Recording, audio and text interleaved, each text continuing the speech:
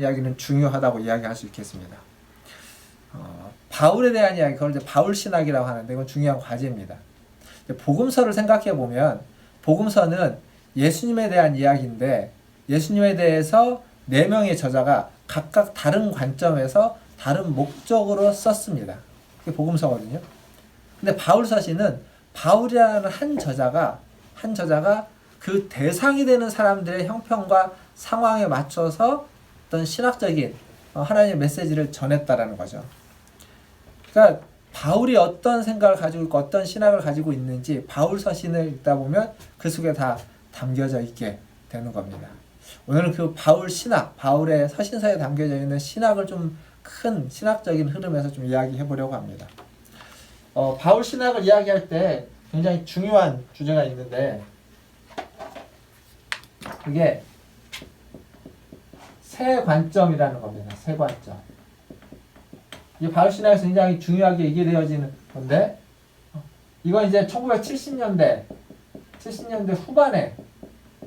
후반에 새롭게 나온 거고 그 이전의 관점을 뭐라고 말하냐면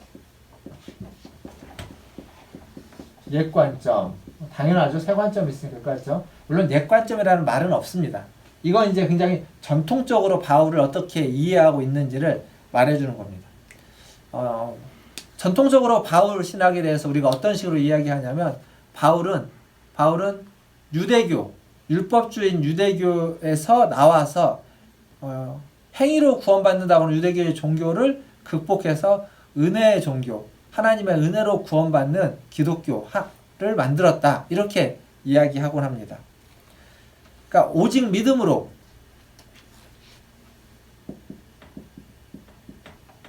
행위로 받는 유대교, 행위로 구원받는 유대교를 극복하고 오직 믿음으로 구원을 받는 기독교를 전파한 사람, 그게 바울이라고 이야기합니다. 전통적으로 우리가 이해하고 있는 겁니다.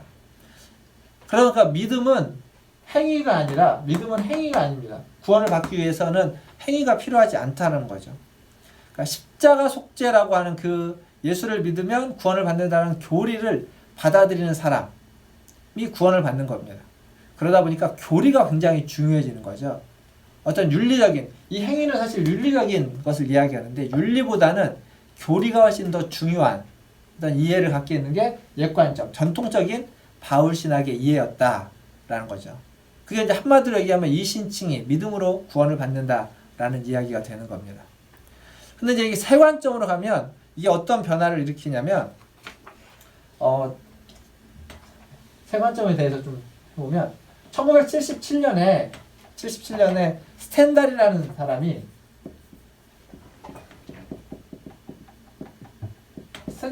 책을 쓰면서 이런 질문을 던집니다. 인간은 어떻게 죄를 용서받는가? 그리고 그가 답을 뭐라고 말하냐면 개인의 믿음으로 죄를 용서받는다라고 답을 합니다. 근데 이 개인의 믿음으로 죄를 용서받는다라는 얘기가 누구에서부터 나온 거냐면 어거스틴에서부터 나온 것이다 라고 이야기합니다. 즉 이건 바울의 주장이 아니라 어거스틴과 루터의 주장이다 라고 이 스탠달은 이야기합니다. 근데 이게 이제 논쟁거리가 되는 거죠. 그럼 바울은 그렇게 얘기하지 않았냐? 바울이 말한 게 아니냐? 왜 어거스틴과 루터냐? 라고 하면서 논쟁거리가 되는데 그 논쟁거리에 답을 준 사람이 이제 아주 유명한 사람이에요. E.P. 샌더스라는 사람입니다. 샌더스. 그러니까 새 관점에서 반드시 알아야만 하는 인물입니다. E.P. 샌더스. 이 사람이 이제 유대교에 대해서 이야기하는데, 팔레스타인의 유대교에 대해서 연구를 하는데, 팔레스타인, 보통 이제 제2성전 시대라고 하는 신구약 중간 시대라고 보통 부르는, 그때 당시에 어떤 팔레스타인에 있던 유대인들, 그들이 믿던 유대교를 연구해 보니까, 이 유대교가 이전에 옛 관점에서 이야기했던 것처럼 율법으로 구원받는 종교가 아니라 은혜로 구원받는 종교더라 라는 것을 말해주게 되는 겁니다. 그걸 알아냈어요. 이게 이제 E.P. 샌더스도 1977년에 나온 책인데 그 책도 바울과 팔레스타인 유대교라고 하는 책에서 유대교에서의 구원도 하나님의 전적인 은혜로 그들의 언약 관계가 시작되었고 그래서 그들이 그 하나님의 전적인 은혜로 구원을 받는다라고 알게 된 거고 그것을 주장했습니다. 가르쳤죠. 이건 이제 성경에 보면 어디에 이렇게 나오냐면 출애굽할 때 가장 먼저는 이제 아브라함이죠. 아브라함을 부를 때 아브라함의 어떤 행위나 무엇인가가 있기 때문에 아브라함을 부른 것이 아니라 그냥 하나님의 전적인 선택이에요. 그래서 하나님의 자녀로 삼아서 하나님의 백성으로 아브라함을 삼은 거죠. 뿐만 아니라 출애굽도 애굽 땅에 있던 유대인들, 히브리인들을 출애굽시켜서 먼저 구출시켜서 구원시켜가지고 광야로 보내고 그 후에 호렙산에서 말씀을 주셨다는 겁니다. 율법을 그 후에 주셨습니다. 그러니까 율법을 지킴으로써 하나님의 백성이 되어 구원을 받은 것이 아니라 먼저 애굽에서 구원을 한 후에 그 후에 율법을 주고 그 율법을 지키게 했다라는 거죠. 그러니까 율법은 이 유대교에서 팔레스타인 유대교에서 율법은 구원을 위한 수단이 아니라 바울이 전통적인 데서 바울이 주장했던 것처럼 구원을 위한 수단이 아니라 율법은 하나님의 백성으로 살아가기 위한 도구가 되는 거예요. 율법을 지키는 것. 그게 지금 중요한 죄가 되고 있습니다. 그것을 이피 샌더스는 뭐라고 말했냐면 언약적 율법주의. 언약적 율법주의라고 이야기했습니다. 언약적 율법주의. 그러니까 유대교는 기존에는 행위로 구원받는 종교다라고 이야기를 했는데 유대교를 공부해보니까 유대교도 언약적 율법주의, 즉 다른 말로 바꾸면 은혜로 구원받는 종교더라. 은혜로 구원, 하나님의 은혜로 하나님의 백성이 되는 종교더라 라는 걸 알아낸 겁니다. 이게 이제 완전히 달라지는 얘기가 되는 거거든요. 기존에 옛관점이라고 하고 있는 새관점이라는 것이 나오기 이전에 우리가 전통적으로 알고 있었던 유대교는 행위 종교였습니다. 은혜의 종교가 아니었어요. 기독교가 은혜의 종교였는데 지금 샌더스는 뭐라고 얘기하냐면 유대교도 은혜의 종교더라. 그러면 이제 문제가 뭐가 되냐면 도대체 바울은 누구랑 싸운 거죠? 왜 바울은 유대교를 행위의 종교라고 하면서 거부했던 걸까요? 근데 이제 이게 왜 그렇게 됐냐면 사실 바울에 대한 전통적인 어떤 해석 이해에서 전통적인 바울 신학에서의 유대교는 유대교를 직접 연구해서 만들어낸 유대교가 아닙니다. 무슨 얘기냐면 바울이라는 사람을 열심히 연구를 했어요. 성경에서. 그래서 바울이 이건 아니고 반대했던 것들 있죠. 반대했던 것들을 다 모아가지고 그 반대가 유대교의 모습이다 라고 정리를 한 겁니다. 유대교를 연구하지 않고 그러니까 직접적으로 유대교를 연구한 것이 아니라 바울을 연구해서 바울이 반대했던 이렇게 살면 안 되고 저렇게 살면 안 된다라는 걸 모아가지고 유대교를 재정립해버린 거예요. 그러다 보니까 실제 그 당시에 있었던 유대교의 모습하고는 다른 유대교를 그동안 계속 우리가 전해져 왔고 들어왔던 거죠. 근데 이 샌더스가 그 당시에 유대교의 직접적인 문헌을 실제 유대교의 모습을 기록하고 있던 문헌을 연구하고 읽고 조사하다 보니까 유대교 안에 가장 중요하게 다루고 있는 건 은혜더라. 은혜. 율법도 은혜로서 이해하고 있다는 거죠. 그리고 이 율법은 하나님의 은혜에 들어가기 위한 수단이 아니라 은혜 받은 자에게 주어진 삶의 방식이고 윤리적인 지침으로서 이해되게 되는 겁니다. 그 유대교의 모습이 어떠한 모습인지를 정확하게 알게 되는 거죠. 그러면 이제 바울이 싸웠던 대상은 도대체 뭐냐라고 했을 때 수많은 답들이 생깁니다. 수많은 답들이 나오는데 그 답 중에 가장 탁월하게 이야기하고 있는 답은 뭐냐면 제임스 던이라고 하는 이 사람이 이야기하는 거죠. 제임스 던이 새 관점이라고 이야기하면서 말하는 겁니다. 율법의 행위, 바울이 이야기했던 율법의 행위는 이 율법의 행위라는 건 윤리적인 것이 아니라는 겁니다. 그러니까 우리는 바울이 말했던 율법의 행위, 거부하고 있는 율법을 행위가 윤리적인 것이라고 생각을 하고 보통 가르쳤는데, 그래서 믿음은 윤리가 아니다 이렇게 가르쳤는데, 지금 제임스 던의 말은 뭐냐면 바울이 거부했던 율법의 행위는 윤리적인 게 아니라는 거예요. 바울은 윤리적인 것과 한 번도 싸운 적이 없다고 이야기합니다. 성경을 잘 보십시오. 바울이 거부했던 게 윤리적으로 바르게 살아가는 것을 거부하지 않았습니다. 바울이 거부한 건 뭐냐면 세 가지인데 그게 중요한데, 할례, 그리고 정결법, 다른 말로 바꾸면 음식법이라고도 할 수 있습니다. 그리고 안식일 규정, 요 세 가지입니다. 그 중에 가장 큰 게 할례입니다. 할례가 대부분이고 정결법, 음식법 규정은 한두 번 나오고 안식일 규정이 잠깐 나옵니다. 몇 번 안 나와요. 대부분 다 할례인데 이 세 가지가 바울이 거부했던 율법의 행위라는 겁니다. 이 외에 다른 율법에 나와 있는 다른 것들을 바울은 거절하거나 거부하지 않았다라는 거예요. 제임스 던의 주장은. 근데 이 세 가지가 뭐냐면 유대인과 이방인을 나누는 표지가 됩니다. 할례를 받았느냐 받지 않았느냐, 음식을 아무 음식이나 먹느냐, 정결해진 음식만 먹느냐 아니냐, 그리고 안식일을 어떻게 대하고 어떻게 지키느냐 지키지 않느냐에 따라서 유대인과 이방인을 구별해버리는 거죠.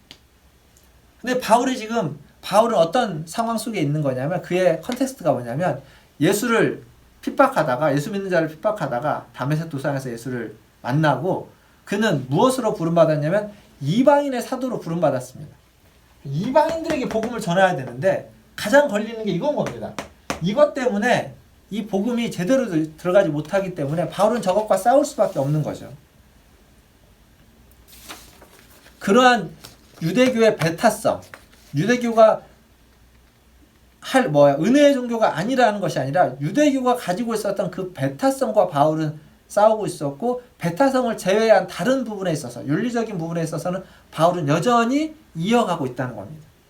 그래서 이 유대교와 기독교의 어떤 연속성과 불연속성으로 말해보면, 옛관점이라고 하는 건 유대교와 기독교는 전혀 다른 종교, 불연속, 단절됐다가 새로운 종교다라고 강조하고 있지만, 행위의 종교에서 은혜의 종교로 완전히 바뀌었다라고 강조하고 있지만, 새 관점에서는 연속성이 있다는 겁니다. 그 이전에도 은혜가 있고, 또 은혜로서 받은 율법을 우리가 지켜야 하는 윤리적인 것이 있고, 하지만 할례, 정결법, 안식일 규정과 같은 것들은 불연속적인 것이 있는 거죠. 구원은 십자가의 은혜, 예수 그리스도로만 받는다라는 의미에서 연속성이 있고, 또 불연속성이 있는 거죠. 그 이전에는 그렇지 않았지만 그 이후에는 예수 그리스도만 구원을 받는다고 하는 전혀 다른 얘기를 하는 겁니다. 물론 이제 극단으로 가면 바울은 유대교 안에 있는 그냥 하나의 지혜자다라고까지 이야기하는 사람들도 있습니다. 그건 이제 너무 간 거고, 이런 게 세 관점이라는 거예요. 유대교에 대한, 이 율법에 대한 전혀 새로운 이해를 바탕으로 해서 율법의 행위, 예전에는 율법 하면은 다 윤리적이고 우리가 거부해야 되고 율법은 따르지 말아야만 하는 것들이었는데, 그렇지 않고 바울이 말한 따르지 말아야 되는 율법의 행위는 할례, 정결법, 안식일 규정이고, 그 외에 나머지 규정들은 여전히 우리에게 의미가 있다는 겁니다. 유대교에서 의미가 있었던 방식으로. 유대교에서 어떤 의미가 있었냐면 하나님의 백성이 되는 데 의미가 있었던 것이 아니라, 하나님의 백성은 하나님의 은혜로 되는 거죠. 지금 우리도 마찬가지입니다. 하나님의 은혜로 되는 겁니다. 거기에 우리 하나 더 있다면 믿음으로 하나님의 자녀가 되는 거죠. 믿음으로. 그게 더 결부되어 있는 거지만, 은혜와 믿음은 항상 결부되어 있는 거죠. 근데 그렇게 하나님의 은혜로 믿음으로 하나님의 백성이 되었을 때, 율법이, 요 세 가지를 정의한 율법은 윤리적인 것들에 있어서 여전히 우리가 하나님의 백성으로 살아가는데 지침이 되고 우리에게 중요한 시금석이 된다는 겁니다. 이스라엘의 역사를 보면 그 율법을 어겼을 때, 하나님의 백성으로서 살아가야만 하는, 그걸 지켜내기 위해서 주어진 그 율법을 지키지 않았을 때 결국 그들은 패망하게 되는 겁니다. 이스라엘 역사에서 나타나는 거죠. 물론 이 세 관점에 대한 비판도 있습니다. 세 관점에 대한 비판이 있는데, 세 관점에 대한 비판은 뭐가 있냐면 유대교 안에 유대교를 은혜의 종교라고 이야기했는데 유대교 안에 다양한 문헌이 나온다는 거죠. 다양한 글이. 그래서 그 글 속에는 율법을 지키는 것을 아주 강조하는 그러한 유대교 분파도 있더라는 겁니다. 그러니까 유대교가 하나의 모습으로 우리가 쉽게 말하는 은혜의 종교다. 유대교는 은혜의 종교다라고 이렇게 단정 지을 수 없는 글들과 자료들이 있더라는 거죠. 그래서 유대교에는 율법을 강조하고 율법을 지키지 않으면 구원받지 않았다라고까지 이야기하는 그룹도 존재하고 있었다는 겁니다. 이렇게 공존하고 있었던 거예요. 근데 그런 유대교를 다 은혜의 종교로 언약적 율법주의로 획일화시켜버리는 건 문제가 있다 라고 이야기하는 거예요. 이게 이제 세 관점에 대한 비판입니다. 획일화시켰기 때문에 문제가 있다라는 거죠. 근데 이러한 비판을 좀 한 걸음 더 진전시킨 책이 있습니다. 저기 있는 책 한번 줘보시겠어요? 예, 그거. 이 바클레이가 쓴 굉장히 두꺼운 책인데 바클레이가 쓴 바울과 선물이라는 책. 이게 이제 우리나라에서 번역돼서 나온 지 얼마 안 된 책인데 저도 아직 다 보지는 못했습니다. 책 내용만 좀 들었는데 이 책에서 이야기하는 거 뭐냐면 이런 세 관점에 대한 비판을 한 걸음 더 진전시켰어요. 더 진전시켰는데 무슨 얘기를 하냐면 유대교는 은혜의 종교가 맞다. 은혜의 종교가 맞다라고 합니다. 그런데 은혜라는 말이 우리가 아는 것과는 좀 다르다. 아주 다양한 수없이 많은 다양한 개념을 가지고 있더라. 그런데 이 다양한 개념 중에 일부만 뽑아가지고 유대교를 이야기하고 또 일부만 뽑아가지고 유대교를 이렇다 여기하고 있더라. 그런 우를 범한 것이다 라고 이야기하는 거죠. 세과점도 그렇고 이피 샌더스도 마찬가지였다 라고 비판합니다. 다 은혜의 종교라는 겁니다. 다 은혜의 종교. 그러니까 율법을 강조하고 있는, 율법을 지켜야만 하나님의 백성이 될 수 있다라고 말하는 이들도 은혜를 이야기하고 있어요. 하나님은 은혜로 우리를 구원한다는 얘기를 동시에 하고 있다는 거죠. 그게 어떻게 우리 생각에는 어떻게 공존할 수 있을까 싶은데 이 유대교 안에서는 그게 공존할 수 있는 주제였다는 거죠. 그게 이제 바클레이가 쓴 책에서 이야기하고 있는 겁니다. 사실 이제 이 은혜에 대한 여러 가지 이제 다양한 것들을 좀 이야기하면 더 좋은데 여기 한 6가지나 있어요. 그게 뭐 초충만성, 단일성, 선행성, 비상응성, 효과성, 비순항성. 말이 좀 어려운데 우리가 알고 있었던 들었던 은혜에 대한 여러 가지 개념들을 다 이렇게 정리를 해보면 거의 다 압니다. 근데 그 중에 이제 이 비상응성이라는 게 있어요. 그게 뭐냐면 지금 시간이 얼마나 지났죠? 50분입니다. 8시 50분. 아, 예. 20분 됐네요. 조금 더 되겠네요. 비상응성이라는 게 뭐냐면 그게 뭐냐면 은혜는 우리가 다른 말로 바꾸면 쉽게 그냥 이 사람은 공짜라고 하죠. 공짜. 거저주는 거. 어떠한 대가를 받지 않고 또 대가를 기대하지 않고 주는 것. 이것을 은혜라고 이야기합니다. 그렇게 가르쳐 왔고 그렇게 들었고 저 또한 마찬가지로 그렇게 들었고 그렇게 가르쳤습니다. 근데 유대교 문헌이나 그 시대에 어디를 봐도 은혜에 대한 이야기를 할 때 이 비상응성, 공짜에 대한 이야기를 하는 기록이 하나도 없다라는 겁니다. 이게 이제 학자들이 한 얘기예요. 학자들이 연구를 해보고 자료를 다 찾아보니까 다른 것들은 다 있는데 비상응성이라고 하는 대가 없이 주다. 그리고 어떠한 그거에 대한 은혜에 대한 감사나 이런 것들을 기대하지 않는다라는 그 개념은 그 시대에는 없었던 개념이라는 겁니다. 근데 그게 언제 왜 들어왔느냐라고 하면 이게 이제 산업혁명이 일어나면서 상업이 발달하면서 종교개혁 시절과 맞물려 가는 거죠.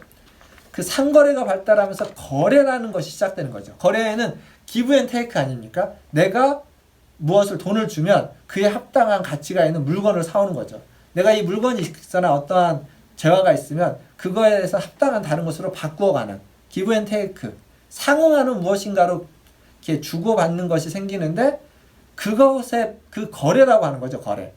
그 거래가 하나님의 은혜는 구원은 그 거래가 아니다라는 말로써 은혜를 이야기하기 시작했고 그래서 비상응석이라고 하는 공짜로 전혀 자격이 없는 자들에게 구원받을 만한 자격도 없고 행동도 안 됐고 아무것도 없는 자들에게 하나님이 무엇인가를 큰 걸 기대하는 것이 아니라 그냥 하나님이 거저주는 것.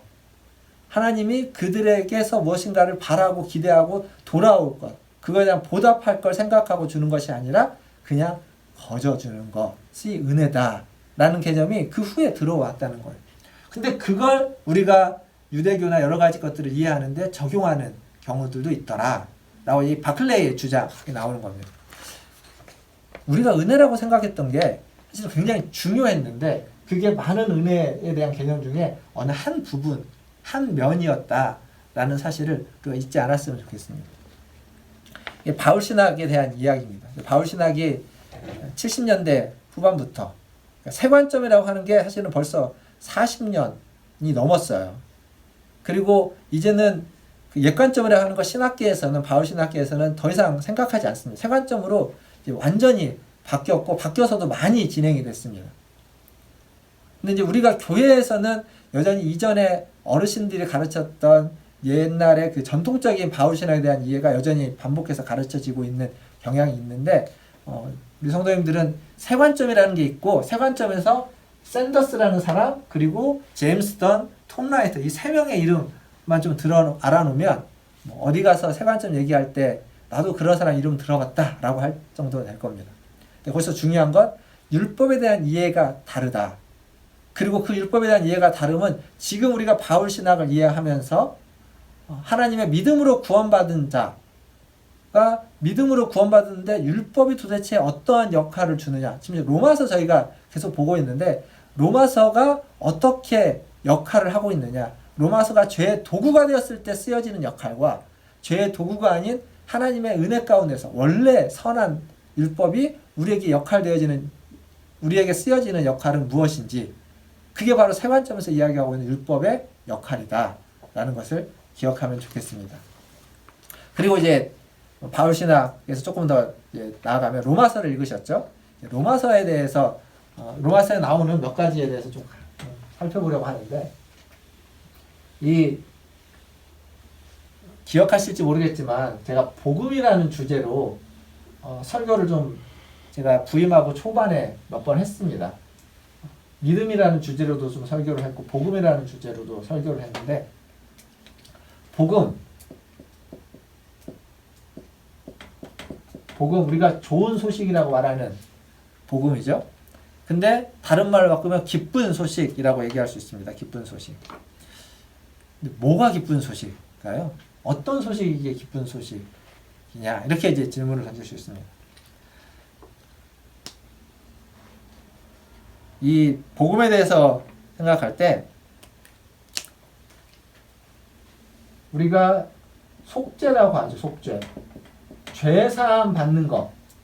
그러니까 십자가 속죄라고 얘기하는 죄사함 받는 게 기쁜 소식이냐? 아니면 하나님의 자녀가 되는 것. 하나님의 다스림을 받는 것이 좋은 소식이냐. 이거에 따라서 이제 복음이 좀 달라집니다. 쪽으로 이런 속죄에 중심되는 복음을 뭐라고 말하냐면 십자가 속죄 복음이라고 하고 하나님의 자녀, 하나님의 다스림을 받는 것에 대한 복음을 하나님 나라 복음이라고 합니다. 이렇게 이제 구분을 해놨어요. 구분을 해놓고 복음서에서 이야기하고 있는 복음은 하나님의 나라 복음이고 서신서, 바울 서신에서 바울이 이야기하고 있는 복음은 십자가 속죄의 복음이다 라고 보통 이야기합니다. 왜 그러냐면 그 복음서를 여러분 읽어보셔서 알겠지만 복음서에서는 속죄에 대한 이야기가 별로 없습니다. 하나님의 나라에 대한 이야기가 많죠. 천국이라고도 이야기되어지는 하나님의 나라에 대한 이야기가 많습니다. 반면 바울 서신에 오면 하나님의 나라에 대한 이야기는 거의 없습니다. 그리고 예수님의 십자가의 죽으심과 부활에 대한 이야기로 가득 차 있습니다. 그래서 죄사함을 받는 죄의 문제와 관련된 이야기로 가득 차 있어요. 그래서 바울이 이야기하고 있는 복음은 십자가 속죄의 복음, 죄사함 받고 십자가에 달려 죽으심으로 죄사함 받는 것에 대한 얘기를 주로 하니까 십자가 속죄의 복음이고, 복음서에서 예수님이 이야기하는 복음은 하나님의 나라, 천국에 대한 이야기를 주로 하기 때문에 하나님의 나라 복음이다 라고 이렇게 이야기하는 경향이 있습니다. 이 둘은 같은 거냐 아니면 다른 거냐? 어떤 이들은 기독교는 십자가 속죄가 메인이고, 이 십자가 속죄는 예수가 이야기한, 예수님이 말한 것이 아니라 바울이 말한 것이기 때문에 기독교는 바울이 만든 종교다 라고까지 이렇게 신랄하게 이야기하는 사람들도 있습니다. 그런데요, 여러분 아셔야 될 게 뭐냐면, 제가 이제 미국에서 공부했을 때 김세윤 교수님이라는 분은 요 두 가지를 어떻게 하냐면, 이 둘은 같은 것이다 라고 이야기합니다. 하나님의 나라 복음과 십자가 속죄의 복음은 같다 라고 이야기해요. 근데 이제 또 다른 사람들은 조금 다르게 이야기합니다. 어떻게 다르게 이야기하냐면, 하나님 나라의 복음이 십자가 속죄의 복음을 포함하고 있다. 십자가 속죄의 복음을 포함하고 있다. 이렇게 이야기합니다. 9시 됐다네요. 조금만 더 하고 마치겠습니다. 십자가 속죄의 복음, 예수 믿고 십자가에서 예수님이 피 흘려 죽으심으로 죄사함을 받았다라고 하는 것이 복음의 전부가 아니라 복음의 중요하지만 한 부분이라는 겁니다. 하나님 나라의 복음이 그것보다 훨씬 더 큰 패러다임, 큰 의미를 가지고 있는 복음이다 라고 말해주고 있습니다. 우리가 이제 알아야 되는 건 이 두 복음이 두 복음 중에 뭐가 중요한지, 이 두 복음의 공통점과 차이점을 좀 생각해 봐야 되는데, 공통점은 둘 다 어떤 죄의 문제, 인간의 근본적인 문제는 죄다, 그리고 인간의 근본적인 문제의 해결은 예수 그리스도의 십자가다라는 데 있어서는 둘 다 공통적입니다. 둘 다 공통적이에요. 근데 차이점은 뭐냐면, 죄가 뭐냐라고 하는 데 있어서 십자가에서 죄의 문제가 해결됐다라고 하는 것이 과연 어떠한 의미냐?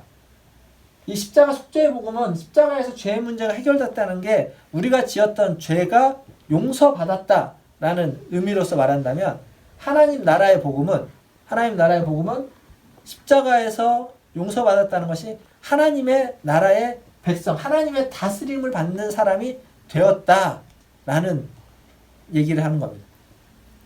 우리가 많이 쓰는 얘기지만 두 개가 굉장히 다른 이야기입니다. 다르게 보여요. 결국 죄에 대한 얘기를 안 할 수가 없습니다. 그래서 성경은 죄에 대해서 얘기할 때 죄에 대해서 세 가지를 이야기합니다. 죄를 이야기할 때 가장 먼저 어떤 본질적인 죄를 이야기하죠. 본질적인 죄. 그걸 죄의 세력이라고도 표현합니다. 사단, 어떤 영적인 존재에 대해서 이야기하죠. 죄의 세력. 이게 이제 가장 본질적인 죄를 이야기합니다. 죄. 그리고 이 죄가 실제 우리의 삶으로 넘어오면 범죄라고, 우리가 짓는 범죄에 대해서 이야기하는데, 이 범죄에 두 가지가 있습니다. 우리가 보통 자범죄라고 말하는 행위로 짓는 죄, 우리의 삶의 어떤 행위의 열매로서 죄를 행하는 죄가 있고, 그것보다는 좀 더 근원적인 범죄가 있습니다. 그건 뭐냐면 하나님의 주되심을 인정하지 않는 것, 하나님의 다스림을 받지 않는 죄, 하나님의 주되심을 인정하지 않는 죄, 그것이 범죄인데 근원적인 범죄고, 이 죄의 세력의 죄로서는 아주 본질적인 영역에서의 죄로 구분을 합니다. 성경에서는 이 죄의 세력의 문제를 해결하는 걸 로마서에서 뭐라고 말하냐면 속량이라고 하는 겁니다. 속량을 통해서 이 문제를 해결하고 죄의 세력을 회파했다고 말하고, 그리고 요 행위의 문제를 해결해 주는 걸 속죄라고 합니다. 속죄. 속죄로 이것들을 해결했다는 거죠. 그럼 이제 요게 남아요. 하나님 주대심 있죠. 요건 어디에 속하느냐? 어디에 속하느냐, 뭐 속죄냐 속량이냐 이렇게 따로 구분할 수는 없어요. 왜냐하면 속죄가 여기까지 영향을 주기 때문에. 근데 여기서 말해주는 건 이 주대심이 어디에 문제냐면 하나님의 나라 복음에 속한 문제인 겁니다. 그러니까 죄의 문제를 해결함에 있어서 속죄의 복음은 실제적인 우리의 삶에서의 어떤 행위로서의 죄에 대해서 이야기를 해주고 있다면 하나님의 나라의 복음은 좀 더 근원적인 본질적인 우리의 하나님의 주대심과 다스림을 받지 않고 있는 문제, 그게 그냥 뭐 죄 지은 것만이 아니라 우리가 선한 일을 하고 있고 바른 삶을 살아가고 있어도 그게 죄가 되는 건 하나님의 다스림을 받고 있지 않다면 그 또한 하나님 앞에서는 의미 있는 것들이 아닌 겁니다. 그게 이제 하나님 나라의 복음인 거죠. 반대로 그것이 하나님의 다스림을 받고 있다면 그것은 하나님 앞에서 아주 귀한 가치 있는 것들이 된다는 겁니다. 그래서 똑같은 일을 하지만 하나님의 다스림을 받는 자와 받지 않는 자의 차이가 거기서 생기는 겁니다. 물론 하나님은 그 일을 통해서 하나님의 뜻을 이루어 가십니다. 하나님의 일을 하나님 이루어 가실 겁니다. 믿는 자와 믿지 않는 자 모두를 통해서 하나님의 일을 이루십니다. 그러나 우리에게 있어서는 하나님을 믿는 자로서 그 일을 한다면 하나님 앞에서 더 가치 있는 일, 하나님의 나라의 일을 동참하는 것이 되는 거고, 하나님을 믿지 않는 자로서 그러한 일은 여전히 하나님의 다스림을 받지 않기 때문에 범죄의 영역 속에 머물러 있을 수밖에 없는, 하나님께 칭찬받고 인정받을 만한 근거가 되지 않는 그러한 일에 지나지 않게 되는 거죠. 여기까지 좀 얘기를 했고, 이제 아마 오늘 얘기는 뭐 어떤 분들에게는 그냥 지극히 당연한 이야기였을 것이고, 어떤 분들에게는 좀 이렇게 나름 헷갈릴 수 있는, 근데 이제 부분은 다 좋은 얘기죠. 헷갈릴 수 있는 건데, 기억할 건 새 관점.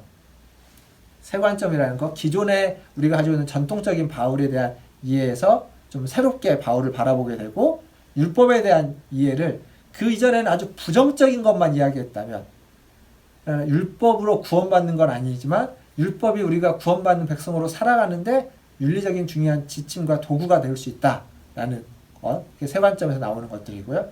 그리고 E.P. 샌더스와 제임스 던, 톰 라이트 요 세 명의 이름을 좀 기억해 놓으면 굉장히 신앙적으로 유식한 사람이 될 겁니다. 그리고 이제 로마서에서는 이 십자가 속죄의 복음과 하나님 나라의 복음 두 개가 같다고 보시거나 아니면 좀 더 보면 하나님 나라의 복음이 더 큰 원인에서 십자가 속죄의 복음을 이렇게 포함하고 있는데, 십자가 속죄의 복음이 어떤 개인의 죄와 잘못, 범죄의 영역만을 이야기하고 있다면 하나님 나라 복음은 하나님의 주대심을 인정하지 않고 있는, 인정받아야 된다는 것과 근원적인 속량의 문제까지도 함께 이야기해주고 있다라는 것을 우리가 기억하면 좋겠습니다. 예, 오늘은 여기까지 하겠습니다. 이상이고 통독 잘하고 계시죠? 이제 또 내일 토요일 지나고 또 주일날 다시 로마서 말씀으로 이제 시작을 할 텐데, 주일 예배를 드리게 될 텐데 계속 통독을 잘 해주시고, 로마서 통독을 하셨으니까 다음 주는 고린도전서, 후서 이렇게 이어서 갈 때 하나님 말씀을 읽는 데에서 그치지 마시고 조금 더 묵상하시고 그 말씀을 천천히 읽으면서 혹은 묵상하시면서 더 말씀 속에서 깊이 은혜 받고 또 도전 받고, 때로는 그 말씀의 감격을 느끼면서 때로는 질문을 가지고 이렇게 말씀을 대하면서 그 질문에 답을 찾아가시는 우리 성도님들 되기를 바라겠습니다. 혹시 제가 강의하는 동안 뭐 궁금한 거 질문을 올려주신 분이 있을까요? 예, 질문을 올려주신 분은 없네요. 질문이 있으면 언제든지 올려주시고, 그리고 제가 나중에라도 또 답을 드리도록 하겠습니다. 자, 오늘은 여기까지입니다. 안녕히 잘 주무시고 주일에 뵙도록 하겠습니다. 한번 기도하겠습니다. 하나님 감사합니다. 오늘 또 바울신학이라는 주제로 하나님 우리에게 주시는 그 복음의 깊이에 대해서, 또 예수 믿는 자로서 이 세상을 살아갈 때 하나님 어떻게 살아가야만 하는지, 무엇을 기준으로 삼고 살아가야만 하는지를 생각해 보았습니다. 하나님 무엇보다도 십자가 은혜를 기억하며 하나님 속죄받은 자로, 속량받은 자로 하나님의 다스림을 받아가며 살아가는 우리 모든 성도들 되게 하여 주시옵소서. 하나님의 나라의 복음에 아버지 하나님 우리가 더 집중하게 하시고, 하나님의 나라를 소망하며 하나님 나라를 이루어가는 우리 문화천지 10개 모든 성도들 되게 하여 주시옵소서. 이 밤도 함께하여 주시고 하나님 이 밤에 더욱 주님이 원하시고 주님이 기뻐하시는 시간을 보내면서 주일을 준비할 수 있도록 은혜 베풀어 주시옵소서. 또 우리 권사님들 연로하신 우리 성도님들 주님 기억하여 주시고 하나님 육신이 연약합니다. 하나님 갑자기 여기저기 허리도 아프고 다리도 아프고 아버지 하나님 머리도 아프며 심장도 아버지 하나님 이전과 같지 않습니다. 기력도 없습니다. 우리 권사님들 아버지 하나님 그 연약한 육신을 붙잡아 주셔서 아버지 강하게 회복될 수 있도록 도와주시고 은혜 베풀어 주시옵소서. 모든 것을 주의 손에 부탁하며 주일 예배 가운데 또 하나님 은혜 주실 것을 기대하고 사모하는 심령들이 되게 하여 주시기를 소원하며 우리 구주 예수님의 이름으로 감사하며 기도하옵나이다. 아멘. 예, 사랑합니다. 축복합니다. 주일에 뵙겠습니다. 샬롬.